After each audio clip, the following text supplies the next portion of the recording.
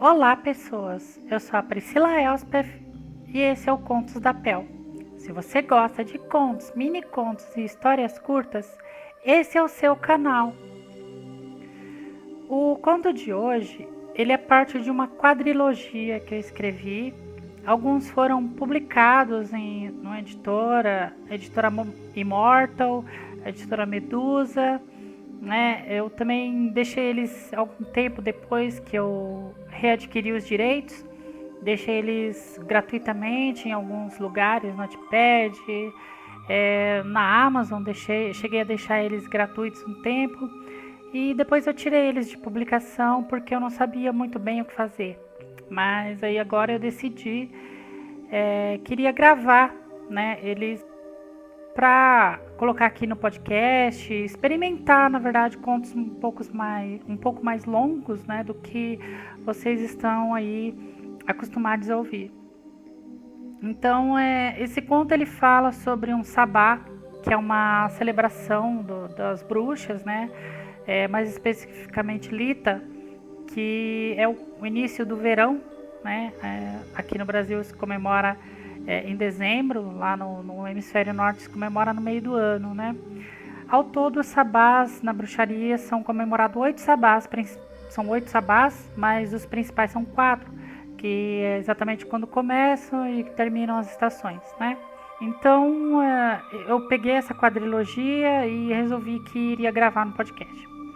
Eu não sei muito bem como que isso vai sair, se vai sair sequencial, se eu vou colocar isso de uma forma linear, se eu vou colocar isso de acordo com os sabás, né, para coincidir com os sabás, não sei ainda, mas essa é uma decisão que está posta. Bom, por que eu decidi gravar esses contos? Principalmente porque muita gente não conhece bruxaria, acha que a bruxaria é uma coisa maléfica, maldosa, cheia de rituais de punição contra as pessoas, de maldições, essas coisas, mas na verdade não, né? A bruxaria na verdade nem chega a ser uma religião, ela é um estilo de vida onde a pessoa se dedica a celebrar as coisas boas da vida, curtir o momento, adorar as forças universais, entrar em comunhão com a natureza, né? Que são os animais, as pessoas, as plantas, os fungos e tudo mais. Então a bruxaria, na verdade, ela é um caminho de equilíbrio entre as forças, né? Entre as potências. E muita gente não compreende isso. Então eu decidi escrever os contos representando cada sabá principal das estações, para mostrar como que é a prática de uma bruxa, a prática dentro da bruxaria, o que as pessoas fazem dentro da bruxaria, como elas celebram essas datas importantes para elas. Espero que vocês gostem, espero que seja de fácil compreensão para vocês, mas qualquer coisa estou à disposição para esclarecer qualquer dúvida. É só me procurar no Instagram ou em qualquer rede social que estiver por aí, tá bom? Dito isso, vamos ao conto de hoje, que é A Dança do Sol.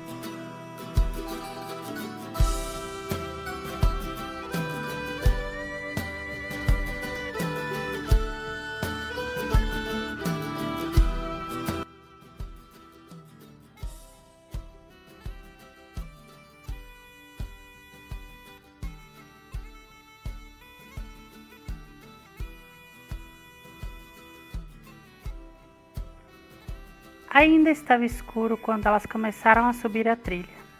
As árvores de troncos largos, cascas grossas e copas largas cobriam grande parte do céu. No entanto, esporadicamente a menina espiava por entre as falhas das copas e avistava as estrelas empalidecendo paulatinamente. Conforme subiam o morro, a menina colocava em prática suas orações em homenagem à deusa e as suas práticas de respeito e observação da natureza. Sentia o cheiro proveniente da umidade florestal e sorria solitária ao ouvir estalos e farfalhos vindos do outro lado dos arbustos. Sabia que não estavam sozinhas, mas estavam seguras. Quando chegaram ao topo do morro, a mãe estendeu um tecido preto no chão e colocou sobre ele algumas pedras e cristais, uma garrafa com água e sentou-se ao lado da mulher idosa, que olhava o horizonte com indescritível calma. A menina tinha pressa, queria ver o sol nascer, correr pelo céu e se esconder no horizonte o mais rápido possível. Movia os pezinhos sobre a grama e caminhava de um lado para o outro. Vez ou outra, consultava a abóbada celeste que clareava a cada minuto. Os primeiros raios solares surgiram no horizonte. A velha suspirou e pousou ambas as mãos sobre o peito. A mulher a abraçou e encostou a cabeça em seu ombro, e assim permaneceram por alguns minutos. A criança encarava as esparsas nuvens mudando de cor conforme o astro-rei subia em direção ao céu. Depois de algum tempo, a menina sentou-se ao lado da mãe e a viu fitar o sol com divina contemplação. Ainda não entendia o que tinha de tão mágico no sol, que nascia todos os dias da mesma forma e desaparecia igualmente no início de toda a noite. "Por que estamos aqui?" perguntou a criança. A mãe acariciou-lhe a cabeça e colocou em seu colo, como sempre fazia quando iam conversar. "Hoje é um dia muito importante. O sol permanece mais tempo no céu que a lua. É um marco valioso para todos os seres humanos, para o mundo e principalmente para nós, bruxas." "Por quê?" A menina olhou para cima e deparou-se com o olhar terno da mãe, observando-a como se a pequena fosse algum tipo de joia rara ou uma espécie de milagre. Desviou o olhar quando ouviu a avó tossir e sorrir ao mesmo tempo. "É uma história antiga, quer ouvir?" A menina assentiu com a cabeça e acomodou-se no colo, de modo que pudesse olhar diretamente para a velha. Há muito tempo, as pessoas viviam em vilarejos e casebres. Levavam uma vida simples, usufruíam dos frutos da terra e a veneravam com profunda devoção. O mundo possuía menos conflitos, menos guerras. Tudo estava equilibrado. Bem, nem tudo. A velha fez uma pausa e respirou profundamente 13 vezes enquanto louvava o sol com palavras de adoração. A menina observava pacientemente, mas estava curiosa a respeito da história. A avó terminou seu pequeno rito e, depois de tomar um gole d'água energizada pelo sol, prosseguiu. Naquela época, o sol não brilhava como hoje. Ele tinha uma trajetória e uma marcação de tempo própria.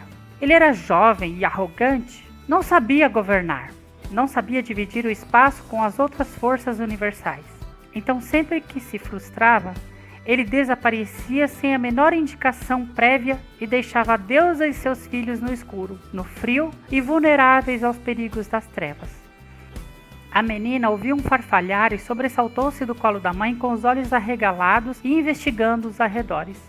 A mãe gentilmente pegou sua mão e a puxou para perto de si, dizendo: "Deixe-os, eles estão aqui pelo mesmo motivo que nós."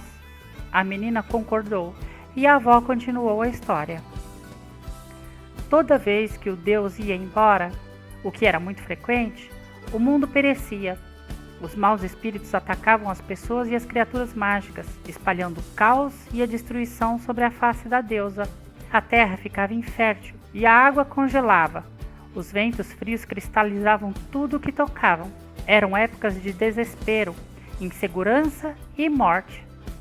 Aquela situação era conhecida através das eras, geração após geração. Todas se preparavam para enfrentar um inverno implacável dominado pelas trevas. No entanto, certa vez, num pequeno vilarejo no meio das montanhas escocesas, nasceu uma garota chamada Elspeth, que viria mudar essa situação.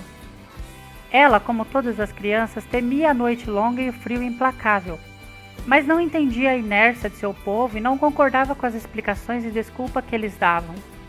Aos 10 anos, durante uma rápida passada do sol sobre as terras altas, ela se esforçou para coletar o máximo de flores, frutos, insetos e pedrinhas que conseguiu.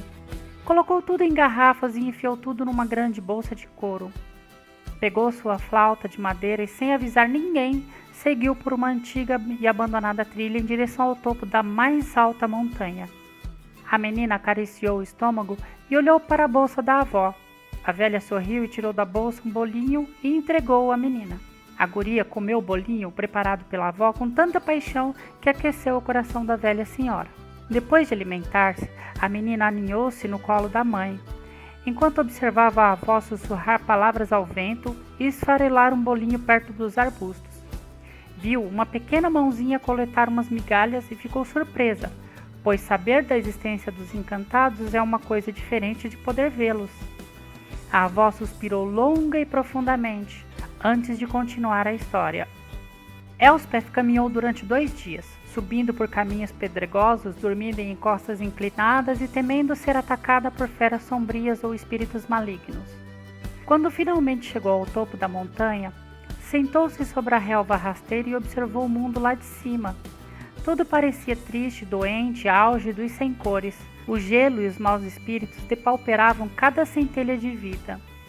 Ela sentou-se com sua flauta e aguardou o sol sair de seu habitual esconderijo. Sua trajetória era retilínea, e ele era muito rápido, corria como um gamo jovem. Quando ele despontou no céu, ela soprou a flauta e tocou uma bela música que aprendera com seus ancestrais. A melodia imitava sons da natureza, as batidas do coração, e as notas pretensiosamente escolhidas causavam a sensação de nostalgia a quem quer que ouvisse a canção. O deus corria como um animal selvagem, despreocupado com qualquer coisa que não fosse ele próprio. Mas de repente, ouviu as notas tocadas pela menina e diminuiu a velocidade de sua corrida. Sentiu-se atraído pela beleza da canção. Mas quando viu que ela era produzida por uma pequena garota, acelerou novamente. A pequena Elspeth sentiu seu coração bater forte e as lágrimas transbordarem pelos olhos. Caminhou até a beirada da montanha e avistou o campo onde trabalhava sua família. Um pequeno círculo de água havia se formado na crosta de gelo. A menina, dotada de grande inteligência, compreendeu instantaneamente o que havia acontecido, e então voltou a sentar-se sobre a relva. Ali, ela permaneceu até o anoitecer, e na manhã seguinte, quando viu o sol, tocou novamente a canção, obtendo o mesmo resultado.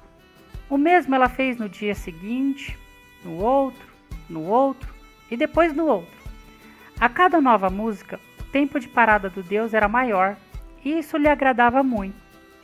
Certo dia, ela abriu uma garrafa com flores e deixou seu perfume subir ao céu no exato momento em que o deus passava sobre a montanha. Sentindo o aroma floral e sem ver de onde vinha, o deus parou e procurou ao seu redor, mas nada encontrou. Estava inquieto, intrigado, quando ouviu uma música soar. Vendo que a mesma menina tocava uma bela música e estendia a ele uma delicada flor, aproximou-se e inalou o aroma que ela produzia. É uma bela flor e muito cheirosa. Onde a conseguiu? Perguntou o deus e a menina apontou para o campo. Mas o deus não viu nada além de terra molhada e pequenos tufos de mato. Emburrou-se e foi embora. Dia após dia, a pequena Elspeth oferecia ao sol uma canção, o aroma de uma flor, o sabor de uma fruta e a sensação indescritível de observar a vida reagindo à sua presença. Apesar de achar tudo aquilo interessante e mágico, ainda assim torcia o nariz para assuntos e domínios que não julgavam serem os seus. A menina escutou risos e cochichos. Pasma, levantou-se e caminhou ao redor da mãe e da avó em busca da fonte de tais ruídos. Não encontrou nada além de um punhado de flores brancas empilhadas dentro de um círculo de pedrinhas. Ela observou com afinco e curiosa. Coletou uma das flores para sentir o aroma. Era doce e inebriante. Ela sorriu e voltou para o colo da mãe, mas sem desviar os olhos dos arbustos. A avó parecia cansada para continuar, mas a menina queria muito saber o desfecho da história. Então a mãe assentou sobre o tecido e continuou de onde a anciã havia parado. Certa manhã, o deus Sol saiu da sua morada e iniciou sua caminhada. Estranhou o silêncio e a ausência dos fantásticos aromas que lhe eram oferecidos. Procurou sob o topo da montanha por aquela que há tanto tempo tentava atrair sua atenção espontaneamente e a encontrou, mas se deu conta de que ela não era mais uma criança, nem tampouco uma mulher. Ela já era uma senhora e demonstrava cansaço e desânimo. Ele aproximou-se dela e pediu para sentir o sabor das frutas, mas a anciã disse que haviam acabado. Ele pediu pelas flores, mas Elspeth disse que haviam murchado e apodrecido. Ele solicitou uma canção, mas ela disse que não conseguia mais cantar nem tocar, sua vida estava se esvaindo. O Deus, então, guiado por seu ego e por suas vontades, disse-lhe que não podia fazer nada por ela e, apesar de ter gostado de tudo, sabia que um dia tudo chegaria ao fim. Afinal, tudo que ele via iluminado se tornava frio e escuro. Elspeth, num último esforço, perguntou-lhe se ele sabia de onde tinha tirado tudo aquilo. Ela tinha tirado tudo aquilo, e ele instantaneamente olhou para o vale, que estava florido e festivo. Sem entender o que havia acontecido, ele exigiu uma explicação. E ela lhe explicou que tudo o que ele gostava, as flores, a música, as frutas, os animais, a vida, tudo vinha da deusa. Mas ela não produzia tudo sozinha, precisava de sua ajuda, de sua energia, de sua essência para completar o processo da criação. O Deus rebateu a explicação dizendo que a deusa era fria, escura e repleta de criaturas horrendas e que isso de nada lhe apetecia. E então a sábia senhora lhe deu a cartada final. Perguntou a ele quando é que ele havia observado tudo o que descrevera. E enroscado em suas palavras, acabou dizendo que sempre que iniciava sua trajetória pelo céu, observava a face da terra escura. Já parou para observá-la? Indagou a sábia. E logo em seguida o pediu para retribuir todos os anos de devoção que ela teve por ele. Disse que tinha só mais aquele dia de vida e pediu que ficasse com ela até suas forças evanescerem. Ele aceitou. Enquanto fazia companhia para a sábia, o Deus pôde ver ao redor de si a vida se manifestando, das mais distintas formas: animais, pessoas, festivais, flores, plantações, frutas e músicas produzidas por aves coloridas. Ele então entendeu que a sua presença unida à deusa geravam a vida, e no momento em que a anciã se despedia do mundo, ele lhe prometeu que iria embora, mas que voltaria à terra para regar a vida, e agradeceu àquela pequena pessoa por tê-lo feito enxergar sua arrogância e também a sua importância. Que história triste, mamãe! Ela morreu! A menina soluçava enquanto as lágrimas escorriam. Tudo morre, minha netinha, no entanto tudo renasce. Diferente, em outro lugar, com outro propósito, mas renasce.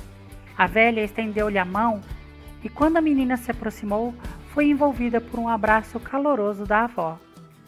Essa história não é triste, ela é elucidativa, entende? Hoje nós celebramos o esforço de uma das mais antigas de nós, uma das mais corajosas e dedicadas bruxas. Sua história nos ensina a importância da vida e o que estamos dispostas a sacrificar para defendê-la. Hoje, no Lita, nós celebramos essa longa jornada de prosperidade, de união do Deus com a deusa, do fim de um ciclo e o início do outro. A menina enxugou as lágrimas e sentou novamente. Olhou para o céu e viu o sol passar por trás de uma grande nuvem. Ponderou sobre a história e sobre a explicação que acabava de ouvir, e sorriu enquanto inspirava profundamente. A mãe tirou da bolsa uma flauta e tocou uma música. A menina ouviu passos, risos e sussurros ao redor delas, mas estava ciente que aqueles seres faziam parte da mágica da vida, e assim como elas, estavam ali para adorar, homenagear e agradecer ao Deus por tornar a vida possível.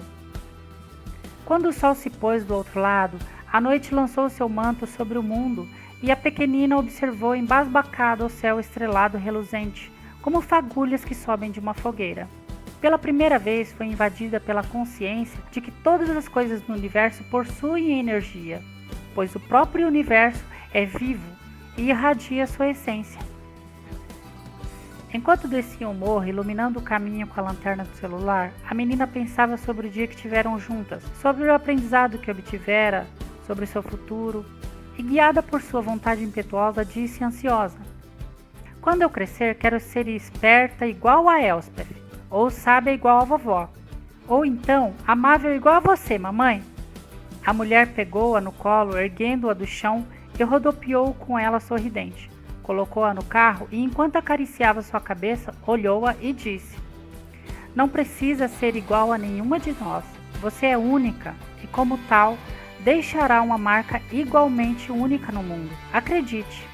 A menina concordou e, pouco tempo depois de pegarem a estrada, adormeceu e sonhou com fadas, gnomos, curupira, caipora e outros seres mágicos dançando e cantando em veneração ao sol.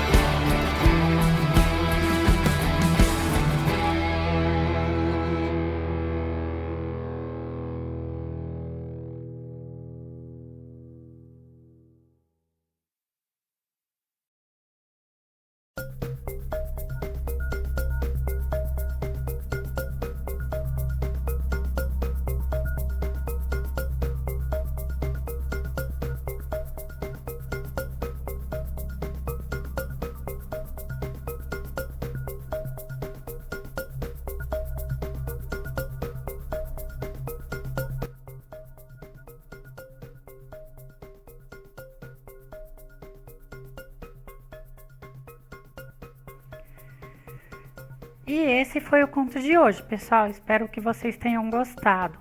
O objetivo desse canal é espalhar a literatura, principalmente para pessoas que não podem ler em telas, por qualquer motivo que seja.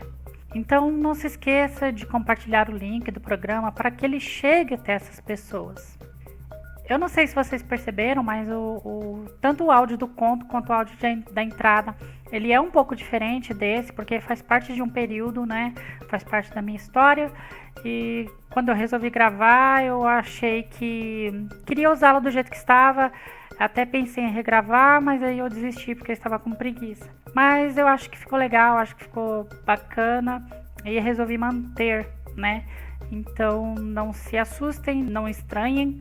Bem, hoje na Dica Literária eu apresento a vocês a revista Terror Box, que é uma revista especializada na temática de terror, horror e suspense. Com vários colaboradores, a revista traz mensalmente histórias, análises de livros, filmes, dicas de música, anime, mangá, livros, revistas, comentários sobre uma série de coisas e tudo isso voltado ao terror de um modo geral. Cada pessoa dentro da revista tem uma coluna específica, né? Eu, por exemplo, escrevo sobre lendas urbanas dos anos 80 e 90, também do comecinho de 2000 ali. E de vez em quando também escrevo contos de terror. Então, para quem curte o gênero, a revista Terror Box é obrigatória. Vamos apoiar a literatura brasileira e construir um país de leitores. Alguns de vocês já sabem, mas não custa lembrar, eu tenho livros e contos publicados na Amazon, né? Também tenho livros físicos. Então, caso você goste de algum conto que foi narrado aqui, tenha curiosidade de conhecer as minhas obras, talvez queira ver se tem alguma coisa parecida com aquele conto e tal, dá uma pesquisadinha rápida na Amazon, no Scrive, no Inspirit, no Wattpad. Talvez você ache alguma coisa que lhe agrade. Eu gosto bastante de citar uns livros que as pessoas mais dão feedback, né? E ultimamente tem sido Pitangas e Caramelos, que é um romance. Eu gosto muito desse romance porque ele traz uma série de coisas, uma série de elementos que vale a pena ser discutido na atualidade, né? A personagem principal, ela é uma bomba de representatividade, né? Ela é afro-indígena, é bissexual, trans, é uma escritora, ela é erudita, né? O par romântico dela também tem algumas características semelhantes com ela ali, e tudo isso, essas personagens, elas estão num lugar bonito, paradisíaco, né, apaixonante. Os diálogos são bem estruturados, bem pensados, para fazer você refletir enquanto se diverte. Não à toa, esse livro ele tem como uma base de conteúdo, né, para dar substância aos diálogos, dar substância às reflexões que são encontradas no livro. Mas, assim, eu tô falando reflexões, mas não se preocupe, não é uma aula de filosofia, não é uma coisa que eu tô tentando ali recrutar alguém, né? Não, nada disso. Essas reflexões, elas se passam muito diluídas dentro do livro, né? Então, a base que eu usei para construir essas reflexões é Spinoza, Kierkegaard e Nietzsche, que são filósofos que eu gosto muito e que falam justamente sobre a vida, né?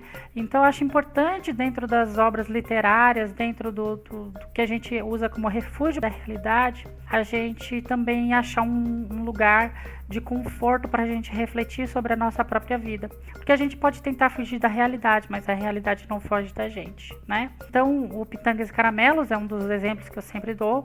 E o Glass Oceana também, que é outro romance que eu tenho físico, um livro físico. O Glass Oceana, ele se passa numa ilha fictícia aqui do Brasil.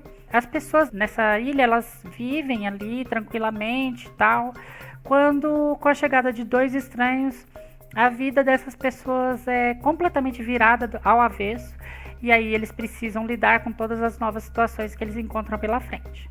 É um romance legal, tem bastante cena clichê, tem umas coisinhas que fogem desse padrão de clichê. Ele é bem legal, bem bonitinho, né? A capa é linda, maravilhosa.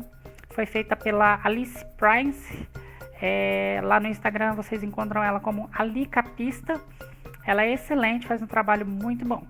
Gostaria de agradecer aqui a todos os apoiadores que fazem contribuições pelo PicPay e pelo Padrim.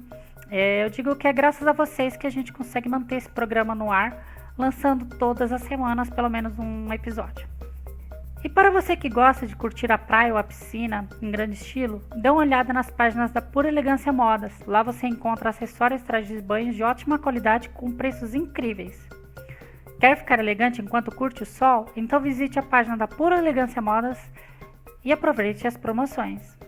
Vale lembrar que a loja física da Pura Elegância fica em São Paulo, na Feirinha da Concórdia, lá no Brás, primeiro andar, corredor J. Você gosta de dar presentes e ser lembrado para sempre?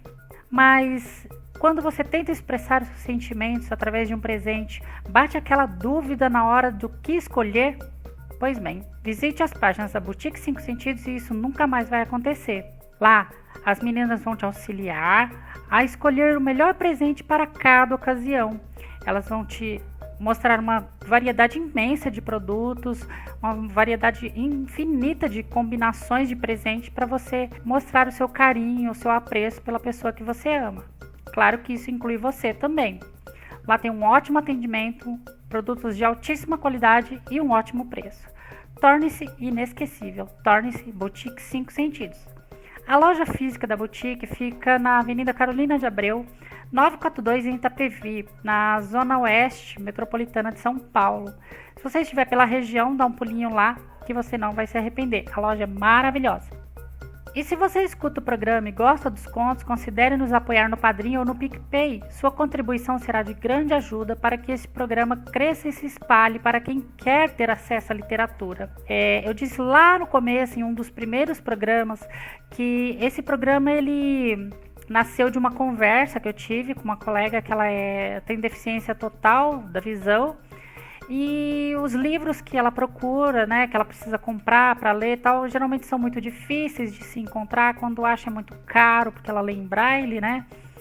E aí ela gostaria de ter mais material audível, né, que ela pudesse consumir, mas é muito raro, né, Claro que tem bastante podcast, tem bastante coisinhas, mas na questão de livros, né, são poucos, né, voltados a determinados assuntos.